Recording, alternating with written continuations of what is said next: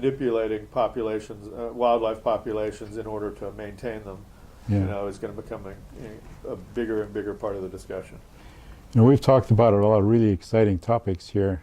It's almost very difficult for me to to know where to go next. But one of the things that narrow things down to more prosaic questions. No, prosaic is no good. We don't want to go there. One of the premises of this effort we're engaged in today is with oral history, and you've just described a whole sweep of exciting prospects that are looking at us in the future. Some things that are actually improving. The need to be adaptive in the face of climate change, all of that sort of connected with the history of how we got to this place. Wonder if you might reflect a little bit on the place of something like what we're doing today, developing oral histories of places and people. What kind of a role does that sort of activity play, do you think? Well, this is going to be kind of a long-winded answer to a brief question. What role does oral history play?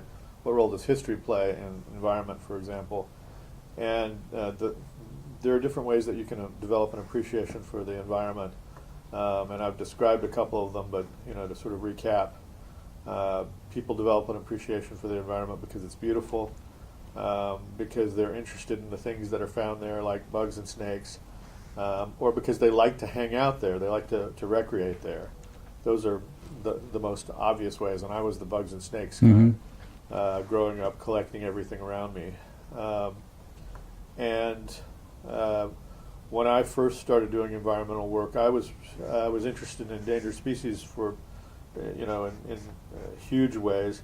I grew up drawing maps, especially of islands, which were literally island zoos that I would populate with lists of species that I would make. And my hero was a guy named Gerald Durrell, whose brother Lawrence Durrell is the famous novelist. Gerald Durrell collected animals for zoos and then later created his own zoo on the Isle of Jersey for the breeding of endangered species. And so I was either going to own a zoo or be an environmentalist, because my other heroes were people like Rachel Carson and David Brower and Aldo Leopold and John Muir. And from a very early age, the gifts that I wanted were books about nature and wildlife. And I still remember the National Geographic book that I got when I was about 10 about endangered species, which really informed my life. I was 11 or 12 when I was writing letters to the U.S. Fish and Wildlife Service about how to save the desert pupfish, and it's a blend of my kind of zoo interests. Those little guys that are left in the remnants of that big lake that used to be out there. Of hot springs in various places. I had a scheme for how we were going to save them, and someone at U.S. Fish and Wildlife Service actually wrote back to me and explained their program, etc. But nonetheless, I somehow got focused on water policy. And when I first showed up in California, the very first week, I heard about the Peripheral Canal Project back in 1981, and that led me into water policy. I eventually created a little nonprofit group called the California Water Policy Group, and met a guy named Bob Walker. I was fighting the Los Vaqueros Project, one of the few people who actually knew about it or cared about it, and fighting the Los Vaqueros Project out here in Contra Costa through the Peripheral Canal Project and Los Vaqueros. I got really invested in Contra Costa County, even though I lived in Berkeley and was going to Cal. But I met a guy named Bob Walker, who's a well-known photographer, worked with East Bay Regional Park District. Yeah, I've got some of his stuff. Beautiful. And he became my best friend. And at a time that I was starting to get paid for working on environmental projects and looking for jobs, Save Mount Diablo was looking for their first staff person. He was on the board of directors. And so I knew about it. I sort of positioned myself. And eventually I was hired for this part-time little job. And that was a great thing. I was actually more interested in a job with Friends of the River, but they didn't hire me. And that was an established program. Save Mount Diablo was literally creating things from the ground up, being the first staff person. Some people thought they were getting a secretary. Some people thought they were getting a fundraiser. Some people thought they were getting an activist. And I grabbed the reins and did all those things. Yeah. and my whole sort of career has been about, as new staff were hired, me giving away things that I had been doing previously, Yeah. especially the things that I don't really want to do. Yeah. Yeah. Yeah. But working on land preservation was an accident for me. Mm. It was something that I thought I would do for a few years until I did something that I preferred to do better. Mm. But it's tremendously positive, and I'm a tremendously optimistic person. And some people would argue that being an environmentalist is the equivalent of living in a world of wounds, where something is always being damaged and taken away. Yeah. And that's actually true with water policy in a sense. On the one hand, water is this tremendously regenerative thing. We have almost a genetic connection to it. Everyone loves water. That's why creek preservation is so popular. Yeah. And it's very important for wildlife. But everybody loves water. The problem in water politics is that even if you win a water battle, it's probably going to come back to hit you at some point in the future. Mm-hmm. And you're going to have to fight that fight over and over and over. When you preserve a piece of land, it's solid. I mean, this is the whole sort of land ethic that people talk about, that people get invested in land. People love land. The more they get invested in it, the more they want to preserve it. Whether you're a developer, a rancher, an environmentalist, you invest in land as this thing that is solid, that you're going to always have there, that you're going to continue to invest time and energy into. I guess it's called real estate for a reason, huh? And it's also and so preserving land is both really positive and really easy to understand. You can go there, you can hike there, you can look at it. So I got more invested in land, but one of the things that happens when you work on land projects is that you increasingly have to look at who lived there before, or there's some attribute of the land, a water right or an easement or something like that, which forces you to become a researcher into the history of that property. So if you're a real estate person, especially if you're preserving land, you have to become a historian. So you get interested in the former owners of the land in various kinds of ways as you do this detective story on each piece of trying to figure out things. I was actually working last night on one that's really fascinating. We've just bought this 1,080-acre property, big property called Curry Canyon Ranch. The water supply for the property comes from a spring that's within Mount Diablo State Park through a pipeline that's about 1.5 miles long. And the pipeline was in bad shape, and then during the Morgan fire in September, it was literally crunched by bulldozers in multiple places. And we want to repair it. It's the only water source for the house on the property. So we have to have a discussion with the state park about it. Well, I have literally, through our research, we've literally found a one-sentence referral to that water right, because the former owner of the property granted, when he subdivided off and sold a couple of pieces of the ranch in 1964, he granted a third of the rights to that spring in Section 6 in the state park now to a buyer of one of the parcels he sold. And I've literally had to piece together the history of all of those parcels to try and come up with the rationale for why the state shouldn't object to us, cleaning out the spring and repairing it for the water system on the Curry Canyon Ranch. So I mean, that's an example of history starting to feed into what you do, but at an even greater level. A number of years ago, one of our board members, a guy named Dave Trotter, who's the council member at Moraga now. At the time, he was president of the Moraga Historical Society, and he came to me and he said, "Seth, could you come to the Historical Society and do a presentation on the history of Mount Diablo?" And it was for a date about 6 months later, and I said, "Sure," knowing full well that I knew just a little bit about the history of Mount Diablo. I was probably more than most people, but still just a little bit. And that I had, I don't know, a half dozen historical images at my disposal for this presentation. But over the next 6 months, and using Art Bonwell, our co-founder, as my bird dog, I collected every historical image I could find, and I researched every historical source I could find and put it all into a chronology of events related to the preservation of Mount Diablo and of Mount Diablo itself. And 6 months later, I did a presentation, and now I'm probably one of the 2 experts on the history of Mount Diablo. Not because I'm so knowledgeable, but just because there are so few. Who's the other one? Ken Lavin. Yeah. Oh, I know Ken. On the board of the Mount Diablo Interpretive Association. Yeah. That became a fascinating project for me, which I've continued on in lots of different ways. I've done historical research on lots of different topics related to Mount Diablo and parks around Mount Diablo. So I became a historian in another way through that process. And I've done oral history with various people. One of the guys who owned half of Mount Diablo at one point was a guy named Walter Frick. And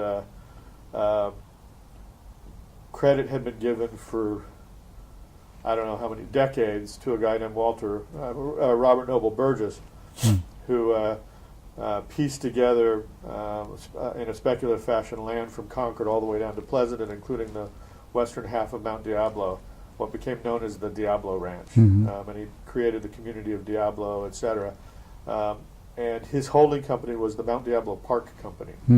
And he was interested in the idea of giving he took the 2 toll roads on Mount Diablo and improved them, extended them to the summit, and was interested in donating it to the public as a scenic parkway. But as a vehicle for spurring interest in development lots that he was going to sell. And for years, he got all the credit for the creation of Mount Diablo State Park. But he didn't have that much to do with it. He really popularized Mount Diablo, but he got into financial trouble during World War I and went bankrupt and sold off pieces, and then a lot of the pieces fell back into the hands of others. And I found again, actually in Mary's book, I found a 1-sentence attribution to thanking a businessman in Oakland for allowing her access to the mountain without having to pay the toll that was still being charged on the roads on Mount Diablo in the 1930s. And I found a brochure about Mount Diablo, which had just a 1-sentence attribution, the W.P. Frick Company, at the bottom of it. And I started doing original research on that, and what I found out was that Walter Frick was actually one of the major heroes of Mount Diablo preservation, because after Burgess went bankrupt, Frick, who made a specialty of assembling large parcels from small parcels to sell to mining interests, or to timber interests, for example. That's how he got his start up in the Sierra and then up in Redwood lands. He was a land speculator like Burgess, but he actually reassembled the lands on the western face of Mount Diablo after Burgess went bankrupt, and hired a Nevada newspaper editor, Wells Drury, who at that time had become the head of the Berkeley Chamber of Commerce, to be his publicist to popularize Mount Diablo. And Drury is famous, or is interesting, because his 2 sons later became directors of the National Park Service. Well, Frick really popularized the mountain and pushed legislation to create state parks and to push for the first state park bond, in part to acquire some of his lands, which would make his remaining lands more valuable.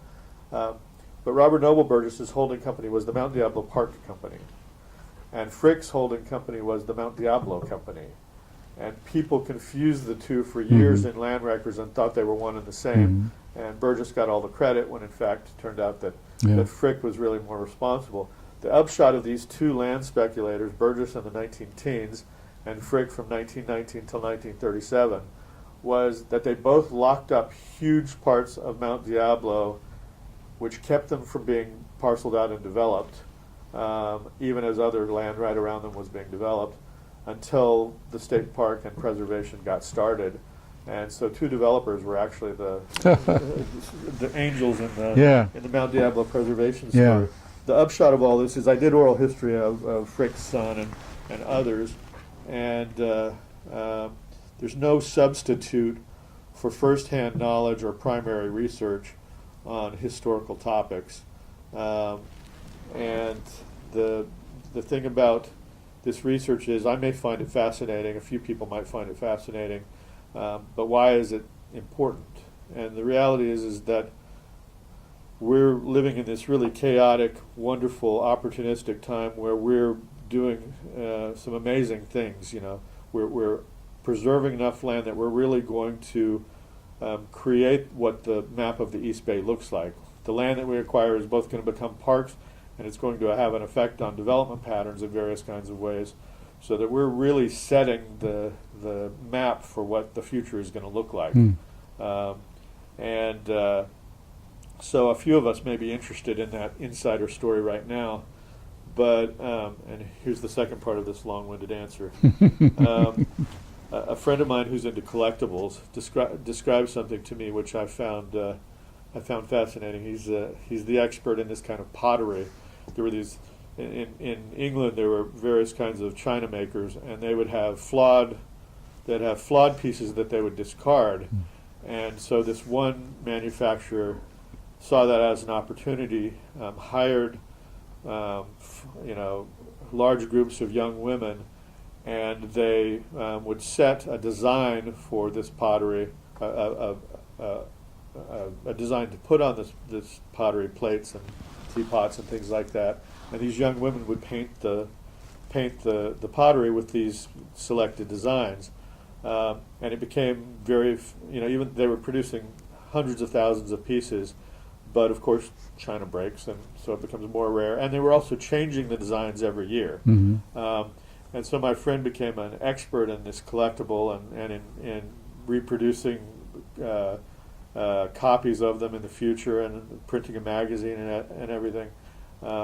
And what was interesting about them and what he said was the key to understanding collectibles was that, one, things were going to become more rare. Collectibles like this were going to become more rare over time, but the number of people who were going to be interested was, because the population would grow, would become greater and greater, that more and more people would be interested in this. And the same is true of historical topics. At the time that Robert Noble Burgess and Walter Frick were getting involved in Mount Diablo, the state's population was very small. The connections between people in the population were dramatic, despite the what we consider difficult ways of doing communication. Berkeley and Stanford were having a huge influence on things that happened here, including the preservation movement, the academics there, and the things that they were doing were going to become more and more appreciated by people as time went on, and there were going to be more and more people who were interested in how they did it. And so the upshot of all of that is that oral history gives us a snapshot, a little window on the past, and allows us to see how things were done at a time when the way things were done was completely different than at some point in the future or some point in the past. So I have a great appreciation. That's why I'm willing to I get interviewed for all kinds of things because we do so much media work about our projects and things like that. But I have a great appreciation for the way history can be used to help environmental work, learning lessons from the past, etc., and also the ways it's going to influence things in the future. So how do you see, say, the role of oral history compared to, say, other kinds of documentation in making this happen? I don't know that I'm really educated enough to make that distinction. I just think of it as primary research, and the report on the water system of Curry Canyon Ranch that I wrote last night is 4 pages based on a single sentence in a deed referred to in a title report Yeah. that I managed to dig up, and I was able to take other historical knowledge I had and connect it to it to describe the story. You know, I found an aerial photo showing a well-established orchard that the water system was supplying, etc. But you know, we generally have to rely on secondary and more remote sources of information about historical things. When you actually get somebody who lived there, who can give you a whole conversation about what things were like or what was important. Yeah. You know, it's a treasure trove. Yeah, it's more direct. It's more direct, and you know, what I would give to be able to look at a video of John Muir describing what things were like 100 years ago. I mean, the fact that we can preserve information so much much better now is just is exciting. And you know, rather than having a one-sentence referral to use to understand what's interesting to us, to have hours of video or hours of you know, 100 pages of transcript, for anybody who's interested in a topic, that's just really exciting. So in a way, we're sort of creating valuable artifacts for the future to use. Yeah, and people think of history as this dry thing until, of course, they get into it and they realize just that history is a detective story. Yeah. And it's piecing things together and using your brain to try and interpret it and put it together because there are always big gaps.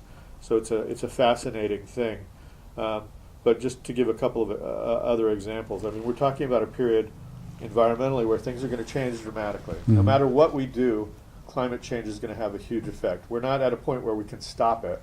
We're way past that point where we really just have to try and adapt to it and hopefully minimize its extreme, the worst it could be. So things are going to change dramatically. The Bay Area could end up looking like San Diego, for example, or you know, something different. Redwoods could end up being bigger from more marine layer fog, or smaller because there's not enough precipitation to support their 300-foot height. The environment we live in could change dramatically, and that's happened a lot in the past. I mean, Mount Diablo has got so much botanical diversity because at times this area has looked like the Mojave Desert or the Big Basin, and at times a Great Basin, and at times it's looked like the Pacific Northwest. And as those climates changed to other climates, some of those species that moved down or up into this area stayed. They adapted to canyons, they speciated into new species, etc.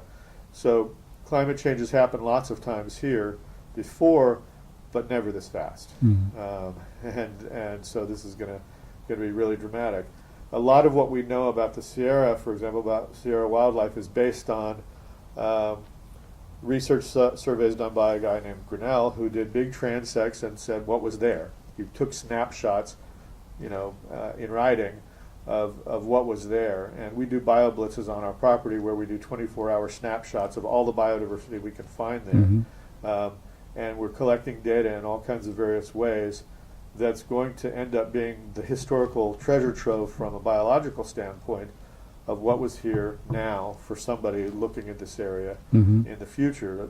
There's another thing that we do here, partly because I've gotten so involved in history, it's become a vein of what saved Mount Diablo. And we're collecting data in all kinds of various ways that's going to end up being the historical treasure trove from a biological standpoint of what was here now for somebody looking at this area in the future.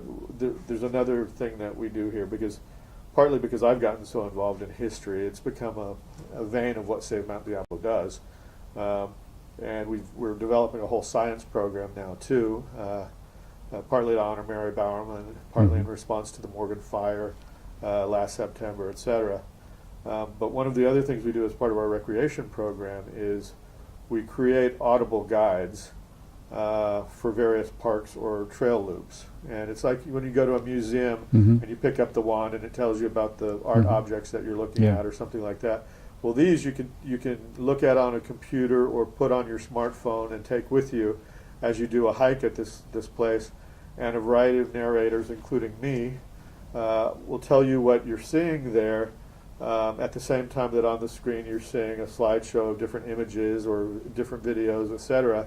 You know, the one that we're just about to announce is of the Perkins Canyon area, and there's video of tectonic action and how many volcanoes formed at the northeast corner of Mount Diablo State Park. Yeah.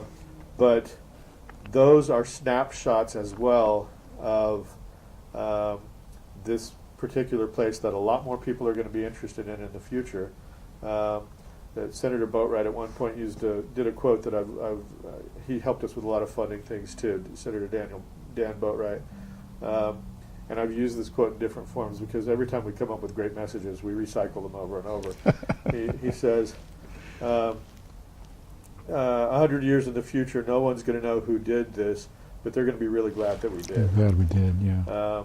And that's true. That from that 600 something acre park in 1931 to that 6,800 acre park in 1971 when St. Mount Diablo was created, to the 110,000 acres 43 years later, to the 250,000 acres 40 years from now, stretching down the Diablo Range. This preserved open space area is going to become better and better well known, more and more used, and more appreciated by people. When you create a park, there's a lag that people don't understand, or even if they're involved at a pretty high level, people are always saying, when are we going to get to hike on that piece of property that we protected? Mm-hmm. Well, the reality is that preserving the land is the first step. Mm-hmm. And often you need to preserve lots of parcels to make something that's actually usable. Yeah. And often finding the place where you put the facilities, the parking lot, the staging area, the trailhead, is the hardest part, because those accessible areas are harder to preserve than the bigger inaccessible properties that you want to get to. So a park becoming well known is literally the stuff of generations, of over generations. Rock City is well known because people were taken there by their parents when they were a kid. Yeah. And when we created Round Valley Regional Preserve, for example, it took 10 years to assemble the land and finally get the staging area. And that was an incredibly brief time, from the very first acquisition in 1988 to opening the park in 1998, 10 years later. That was a very short period of time.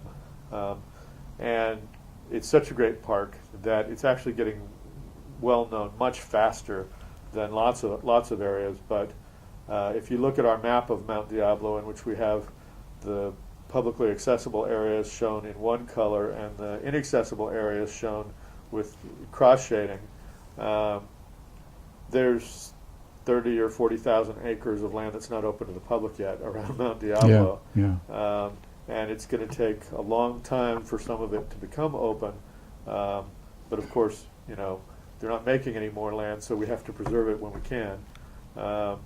They're not finding money for operating and maintenance is much harder than finding money for preservation. Yeah, it's not nearly as exciting. Yeah. It's not as exciting to people, and so there's going to areas are going to open to the public just on a very frequent basis because we've preserved so much land. On a very frequent basis, it's going to be very exciting to people who are interested in open space and recreation for a long time as we open up these new parks and new areas. But even with all of our work to popularize them, it's going to take generations for them to become well known. And the people who did it, who did the interesting inside stories necessary to accomplish these things, they're going to be gone. So these audible guides, oral history, things like that are all snapshots on what it was like when these places were being saved. Yeah. Sometimes by just purchasing them, sometimes through big battles. Round Valley, for example, was on the list of most preferred landfill, garbage dump sites Yeah. in Contra Costa Yeah. County, and that played a big part in its preservation because its owner was so incensed at the idea that his beautiful valley would become a garbage dump Yeah. Yeah. that he sold the East Bay Regional Park District. Well, our Audible guides have segments talking about that Yeah. history Yeah. and, Yeah. and talking with the people who were involved, and there's Mm. nothing better than the first Yeah. person account, Yeah. someone who was there. Yeah. So there's your oral history. Yeah. Yeah. So you've described the pioneers that kind of began this process, and then you sort of bring in your own experience, your own roles, like you're sort of like the second generation that kind of built on that, brought us to here. What would you say to the young people that might see this as to the future? Now, you mentioned that, years from now we'll be gone and we won't be remembered, but the piece of land will still be there. What would you say to them what to do, how to get engaged in carrying this forward into this future you described? Well, it's a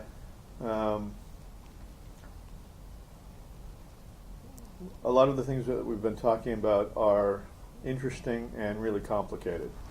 And no matter what issue you pick out, grazing, for example, or fire, everybody has an opinion on it, but it's only when you actually spend a lot of time with it that you understand just how few black and white things there are. That really things are all about shades of gray, and becoming an expert in something is really about getting into the shades of gray. So a teenager listening to this, for example, might easily be daunted and say, wow, that's so complicated. And how could that ever, what does that have to do with me?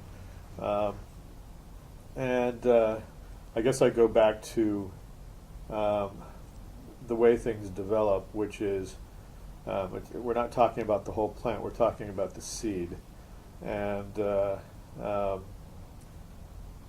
the way people develop an appreciation for open space, for bugs and snakes, things like that, is by being exposed to them, by having some kind of involvement. And so getting involved in the environment, being involved in environmental work is not about doing a huge complicated negotiation or fighting a big battle. It's about, I got involved in the Peripheral Canal project because I found it fascinating by doing signature collection. I was gathering signatures. I was volunteering with Audubon Society and writing little short articles and things like that. So the way that you get involved in anything is by starting small, by doing something simple. And so a big part of our stewardship program is about getting people out onto the land, same as our recreation program, getting people out onto the land. John Muir, said it best, take them to the mountains and show them the good tidings, etc. People can't learn to love something unless they're exposed to it. And they learn to love it faster and more easily if it's really special, or if they're exposed to it on a daily basis, or on a frequent basis. So when we take people out and they plant plants on the bank of a degraded creek, we call it sweat equity. They get more interested in it, and they start to get fascinated by it, and they start to learn the inside stories. Some of them will be fascinated enough to get more involved. Somebody collecting signatures for a 2-hour slot, we're doing an initiative down in Dublin right now to create an urban limit line on the city's east side to protect Doolan Canyon.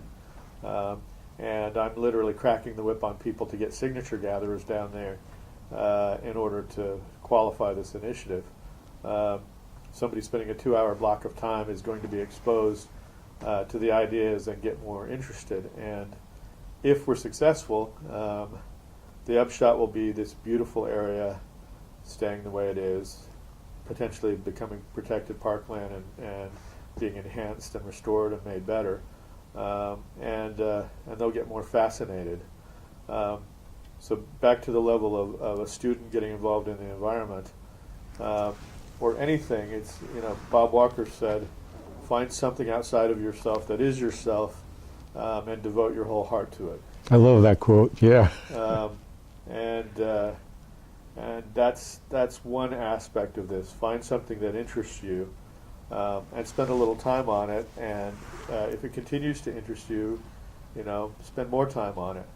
And I may have told you the story last time of again, Art and Mary, our co-founders, and Art was just the most amazing promoter.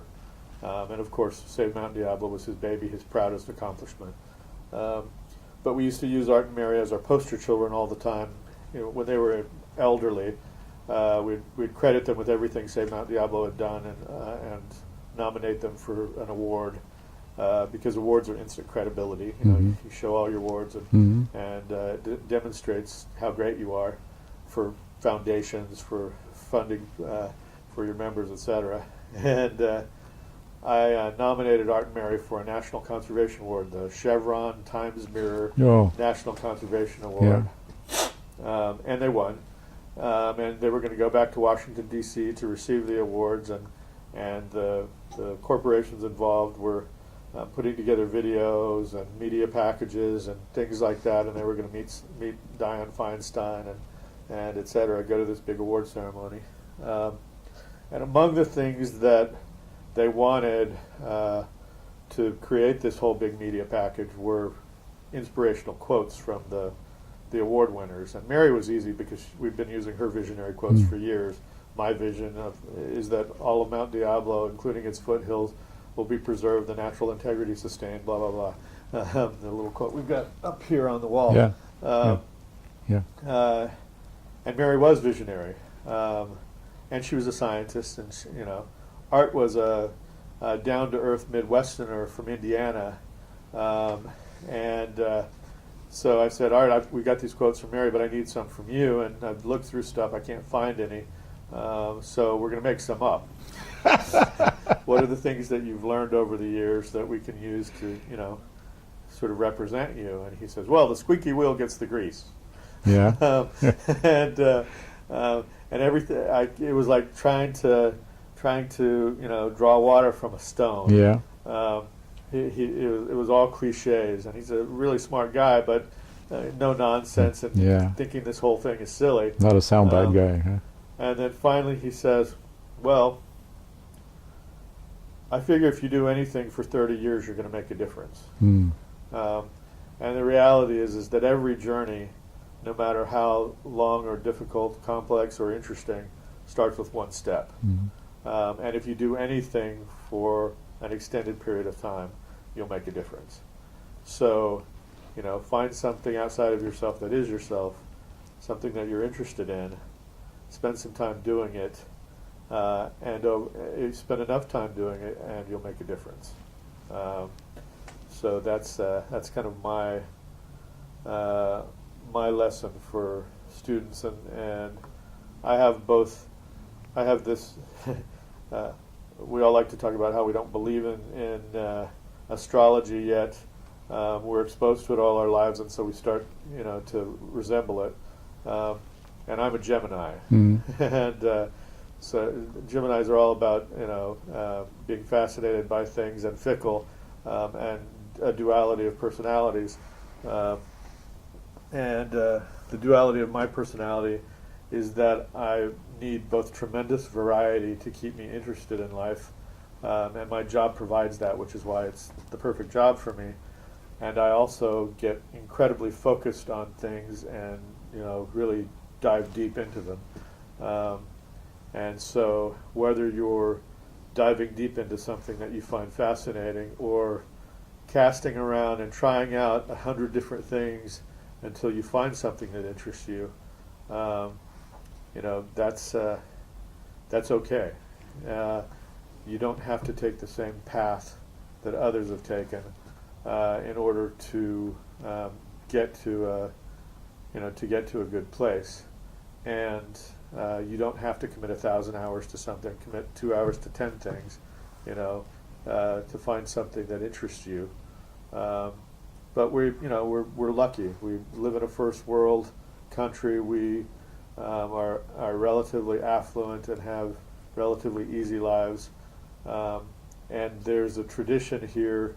I mean, America has some big problems, but we also have some great accomplishments.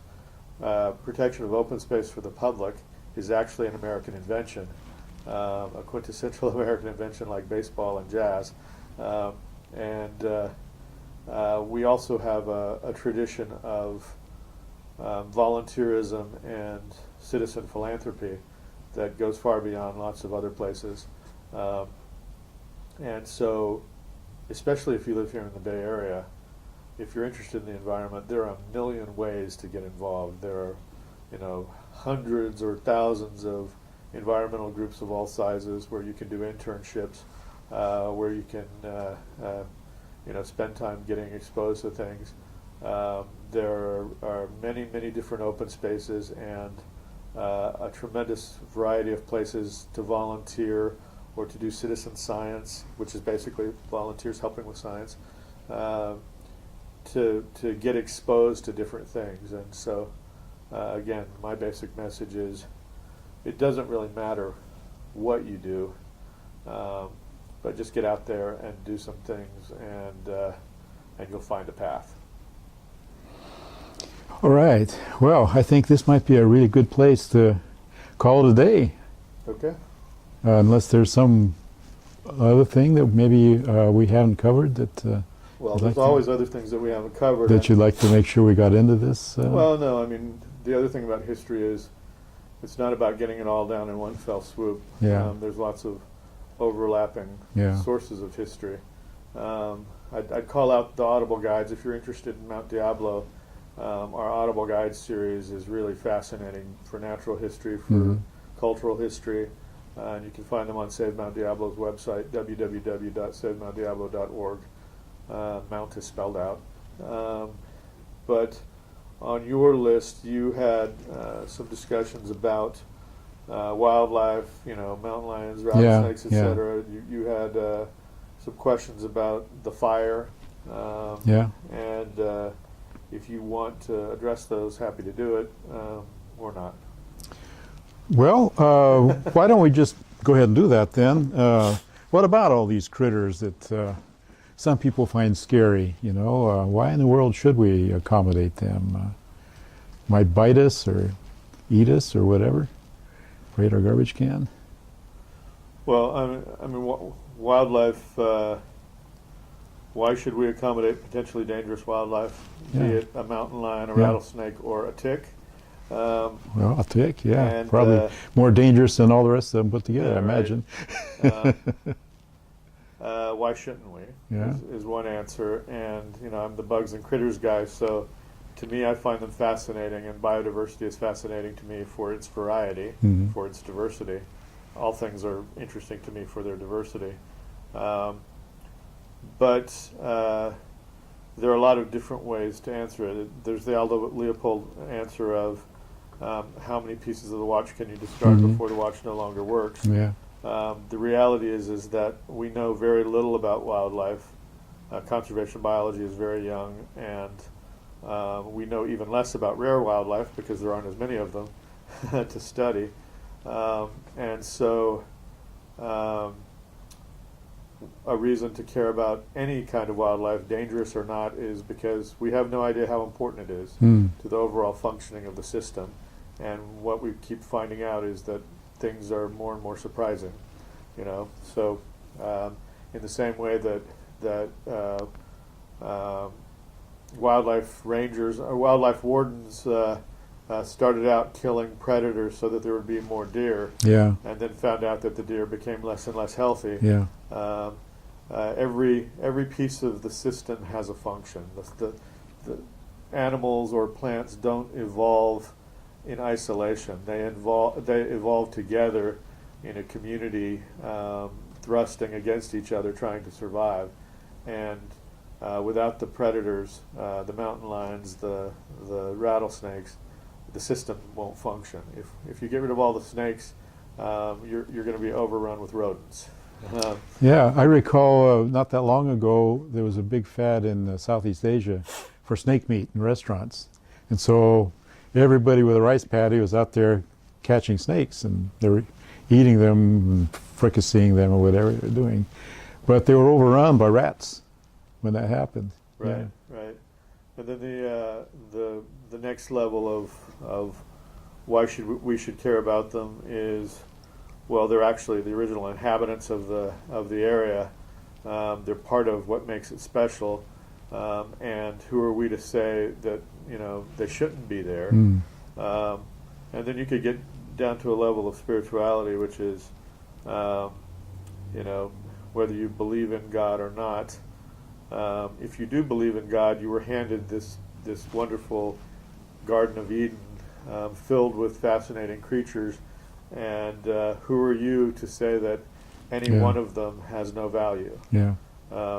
So, but the reality is the things that we hear about that are really made big in our minds because of fears about liability these days. If we don't post a sign saying that there might be a mountain lion or a rattlesnake, somebody's going to trouble us with a lawsuit because they believe that they should be as protected in nature as they are on a city street or on an escalator. So we put up notices about these things to alert people to them, but the actual chances of encountering them are minuscule, especially the chances of encountering a mountain lion, minuscule. Rattlesnake, maybe a little bit more. But the flip side of all of this is, why should we appreciate them? Because they make the place and our lives a little more wild. And they remind us that we are not emperors of the universe, that we're citizens in a community in which there are other members, and that we all have to get along together, evolve together, etc. And it's as important to make room for these other citizens as for them to make room for us, in a sense.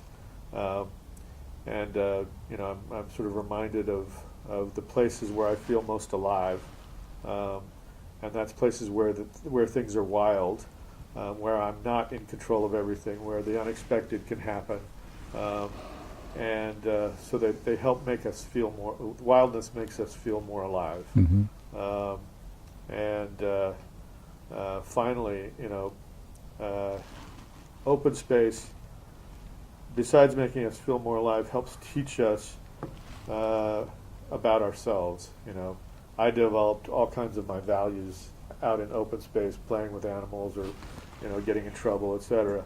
Self-reliance and self-confidence and strength and agility and all kinds of things like that, both mentally and physically.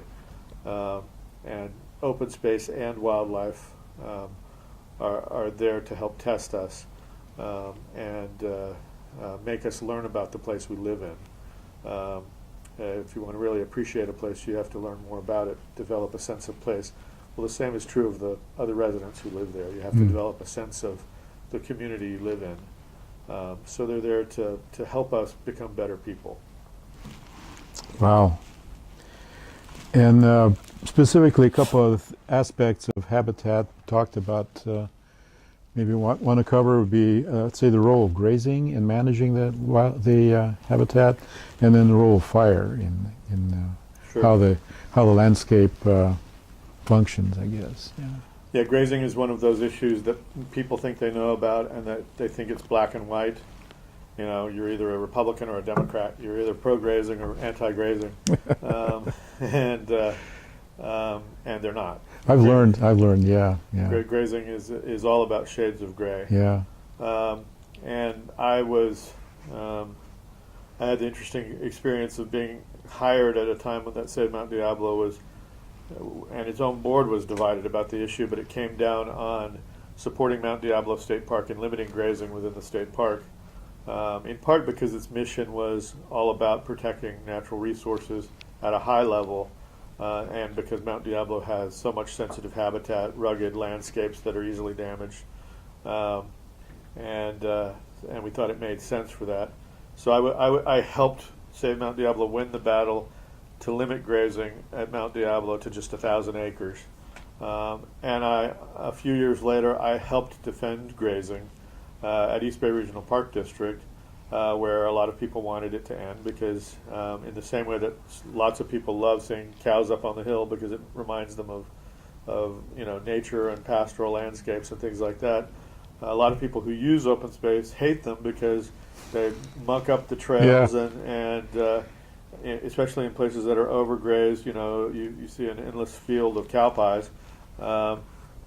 Because people are afraid of large animals, and cows aren't really usually very dangerous despite their size, but sometimes they are. And then on to Save Mount Diablo owning more and more properties, most of which we end up grazing. And so what you learn is that grazing is just a tool. It's a tool for managing land, and I said acquisition is just the first step. Well, Roger Epperson said it better, which is he was the supervisor of Morgan Territory, Round Valley, and Black Diamond Mines Regional Preserves, good friend of Bob Doyle, and really a Renaissance man, consummate expert in land management. And he said he was hugely supportive of open space acquisition, despite the fact that most staff for park agencies, especially one expanding as rapidly as the East Bay Regional Park District, are cowed by the sheer amount of work that comes with it. He said acquisition is the first step, stewardship is forever. And the reality is that managing grasslands, managing fire and fuel loads that help with fire in an urban area with an interface with lots of expensive houses and lots of fearful people is a very expensive, difficult proposition.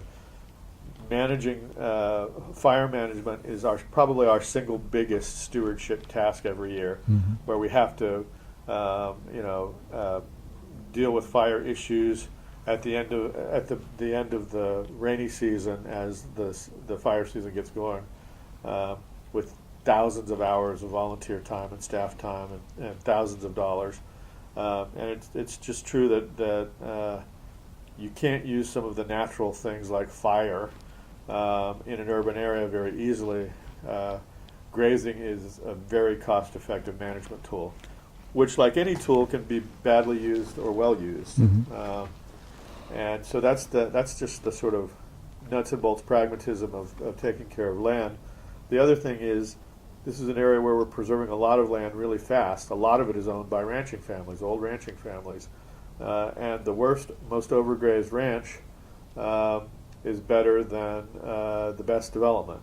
And as long as a piece of land is being ranched, it's not being developed, and we still have the opportunity to preserve it. As long as a ranching family wants to stay in ranching, I don't have to rush to try to preserve their property. I can focus on other properties. Finally, those ranching families are often the best naturalists, the most knowledgeable people about that particular piece of land. They're the people I go to find out basic stuff about the property that they've spent years of sweat equity acquiring. So that's a really important part of this.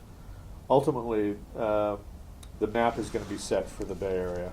It's an area of about 4 million acres. About 1 million acres have been developed. About 1.2 million acres have been protected, and there's about 1 million acres lying somewhere in between, which might get protected, might avoid development through regulation, or might be developed. And so, working with all those working landscapes, is as much a part of conservation as buying a piece of land. Hopefully, we don't have to buy all of it. Maybe some of it's just development rights, conservation easements, things like that. But not everything has to be a piece of park. Some of it works fine as part of the ecological system, in private hands, but we still rely on it for all kinds of, for wildlife, for environmental services, for clean water, clean air, etc. And like I said, as we move down the Diablo Range, as we move south, we're going to be dealing with more and more working landscapes. Knowing how grazing and grazing management happens, understanding the people who are involved is really going to be a big part of that kind of preservation. And regarding fire role here, especially this recent one, what's your take on how that's turning out? Yeah, in September, actually, it happened the day after our biggest fundraiser of the year, called Moonlight on the Mountain. And one of my tasks is to help with the breakdown the next day, Sunday morning. I think it was September 8th. The breakdown of this big event we do on the side of the mountain. And so I hadn't got much sleep. I went home, so at a big event the night before, getting up early to do breakdown. I went home and took a nap, and when I woke up I had 30 text messages, all about this fire starting at the corner of Morgan Territory and Marsh Creek Roads near the old Mercury mine. And over the next 4 days, it looked like it was small at first and controllable, then it got out of hand, and over the next 4 days it burned 3,100 acres, the biggest fire on Mount Diablo since 1977. You know, like water, we're hardwired to love. We're hardwired to love water because it's an important part of our daily life, if nothing else. We're also hardwired to be fascinated by fire, maybe because it's a danger or because it's an important tool. But everybody's fascinated by fire, and this one was a pretty interesting one. You know, big fires on Mount Diablo are about a once-in-a-generation event. So anybody who knows about Mount Diablo has heard about the 1977 fire, but I wasn't here. I was. And so I didn't have any actual. Yeah. I'm actually an expert on the 77 fire, but I wasn't here. And I have a first-person oral history of the fire from Bob Doyle that I did, because he was living on the mountain at the time in the Donner cabin. So it was a fascinating event to be exposed to, but it's also one with huge consequences potentially. You know, what happens when you burn endangered species habitat? I mean, what point do you get that you killed so many of a rare species that it's not recoverable? Alameda whipsnake being an example in this case, which lives in chaparral, and a lot of chaparral burned. From a pragmatic standpoint, 6 of Mount Diablo's properties, Save Mount Diablo's properties, were around the fire area, 2 of them with houses on them and other structures, including the big property that we had just acquired with a $526,000 house. So like the Morgan Territory neighbors, we were concerned from that standpoint. That property ended up being used as a staging point for the firefighters. There were 20 flatbed trucks in our valley in Curry Canyon that they offloaded bulldozers. It was a huge fire. I mean, cost millions of dollars to contain. I think there were 1,400 firefighters at some point. Interestingly enough, 2/3 of them, or 3/4 of them, inmates from prisons. This big a desirable option to being locked up. So that helped with the protection of that property. Let me just briefly interrupt here. I remember going to one of your functions where you honored the firemen. That's right. Who had been there. And I got to say, it got a lump in my throat when those firemen all lined up over there and everybody gave them a standing ovation. I thought it was just one of the most moving things I've ever been involved in. Yeah. Yes, it is, and that we honored the local division of CAL FIRE, who were the first responders and who were working throughout the fire, and then who were responsible for cleanup afterwards, for environmental remediation, things like that. And so we sort of considered them heroes, and I thought we should recognize them. I mean, the insider story is that Save Mount Diablo is very good at messaging and very good at connecting with our donors, and we knew that. We bring landowners up to give awards to because it makes people cry and you know, donate more. when they hear the stories from these people who've chosen to protect their land. And, you know, firefighters are heroes, and deservedly so. They put their lives at risk even before they start fighting the fire on a summer or fall day, wearing the equipment they're wearing. You know, they're struggling under 80 pounds and 100 degrees before they get started. Yeah. And then they're fighting a fire on Mount Diablo with 45-degree slopes, rattlesnakes, ticks, a lot of frantic wildlife, 100-foot flames on steep, rugged slopes. You know, we were actually sort of fascinated because we thought, how can we help? And we were going to offer use of some of our properties. You know, like one of our properties has showers and things like that. We're going to offer use of our properties, for example. And we thought, well, you know, we make the best map of Mount Diablo. And so we took a whole box of maps down to headquarters. And it turned out that one of their biggest problems was they didn't have enough maps to direct people. And so our map was actually of great use in the fire. We came down to our Bertignolli, our Curry Canyon Ranch property, where there's a house and a garage, and it's roofed over between them, and there's a long concrete sort of sidewalk between the two, and there are literally firefighters lying on the concrete trying to cool down. People sleeping in our valley, taking a break before getting back to work, and so, you know, they deserved every notice that we gave them, and we also knew it would connect with people. You know, how do you connect with people? How do you make this real for them? But it turned out to be a perfect fire, and that's despite the fact that our 6 properties were threatened. One of them, our Vieira North Peak property, was 95% burned. It went from being lushly vegetated to the point that we didn't need fences to keep cattle out, and the most numerous trails were pig trails and deer trails through the chaparral. It's a really rugged piece of property, steep, going from 1,100 acres to 2,300 acres, really botanically diverse, really rich. 3 branches of Perkins Creek crossing it with really great water resources. And it looks like, you know, and it sort of had this interface half of the property was actual slopes of North Peak covered in chaparral, and half of the property was sort of lower talus slopes with woodland of various kinds and just a few small meadows.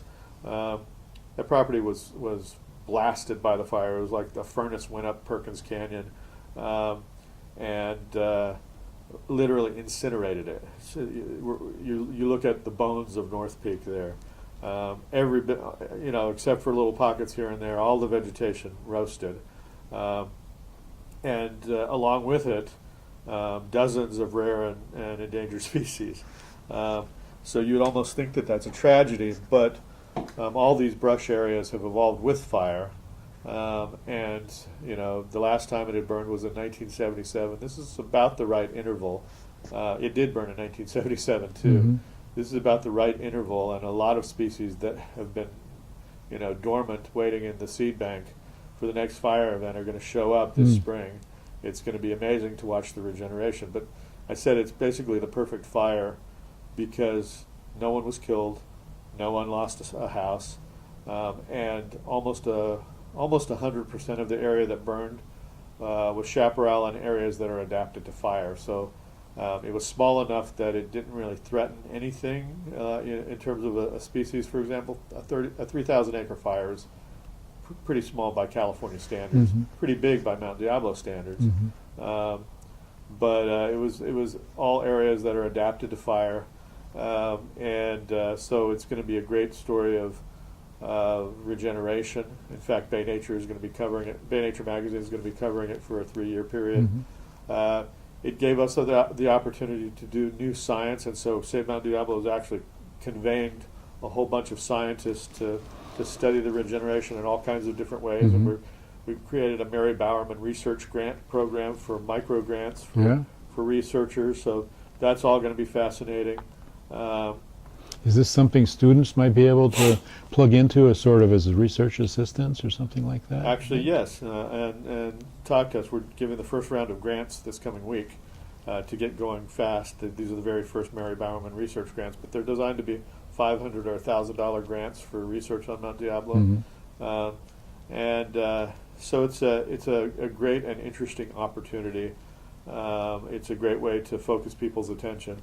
Of course, there's also a downside, which is some people immediately chose to grab it and try to make it a story about grazing or no grazing and how we should have grazing on Mount Diablo again, or this. If we'd had grazing, this fire wouldn't have happened, which was bull hockey, because all of the areas that burn almost 95%. Chaparral, yeah. Chaparral and brush, none of it was grazable. Yeah. And the real story is about land use, that the way you protect houses from fire is not to put them in places that are really steep, rugged, and filled with fire-adapted vegetation. Mhm. Don't put them in places where the most intense fires are going to happen, and you'll lose fewer houses, and you'll put fewer people in danger fighting those fires. So the Morgan fire turned out to be a perfect fire, and like a lot of things that Save Mount Diablo does, the restoration of the beacon at the top of the summit building, like a lot of things Save Mount Diablo does, it became another vehicle for us to help people learn about Mount Diablo and for us to connect with people, often with people that we haven't connected with before, strange bedfellows, to teach them why this is important. Yeah. You mentioned connections with unlikely partners. Earlier in the conversation, you mentioned an award that you give. It has Chevron in the name. Art Bonwell came from working for DuPont. The beacon restoration, that was a large part of that was done by Shell Oil Company. That's right. And so what I'm seeing is an ability to adapt and to navigate, to make connections that end up with positive results that, for the environment. Well, and that's kind of an important part of what Save Mount Diablo is, which is, and again, you have to really credit Ron Brown for this, who came in, not unlike me and Mary, not knowing much about Mount Diablo, but knowing a fair bit about nonprofits and community organizing, which is, his way of doing things is to build bridges and to look for new constituencies. It's really easy to win quick battles. Sometimes you have to boil things down to simple messages, which is why attack ads work so well in politics. But to do work over years and decades, what you have to do is not, quick and dirty, but hard and long-lasting.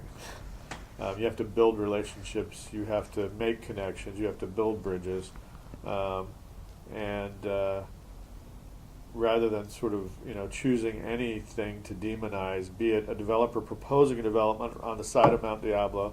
A developer helped fund our first Peregrine Falcon reintroduction program. But rather than pigeonholing people or having them pigeonhole you, it's more important to actually get to know them directly. And even when it comes to corporations, big bad corporations, to recognize that corporations are collections of individuals who run the gamut from, anti-environmental to closet environmentalists to just interested in their community. I mean, we've made connection. I helped create the Environmental Labor Coalition back in 1992 with some building trades leaders, and we'll work with anybody who really wants to improve our community here, of which Mount Diablo is a part. And by the same token, Save Mount Diablo will get involved in a lot of things that seem unrelated to Mount Diablo in order to help build those relationships and that power and those connections. I just got assigned to get involved in some water policy stuff unrelated to Mount Diablo because of the connections we'll make. and so I've almost come full circle here. Back to water again. Right, back yeah. to water. But yeah, you know, you work with whoever will work with you towards a positive goal. Mm-hmm. Okay, well, we've certainly run the gamut. We've had a really fascinating conversation. Are there any other topics that you would like to touch on before we sort of summarize and call it a day?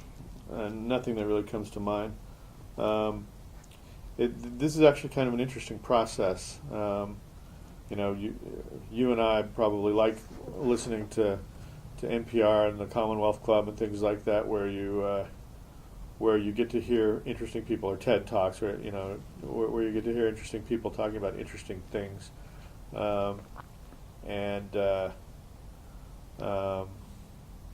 Besides being an oral history, this is actually kind of an interesting conversation.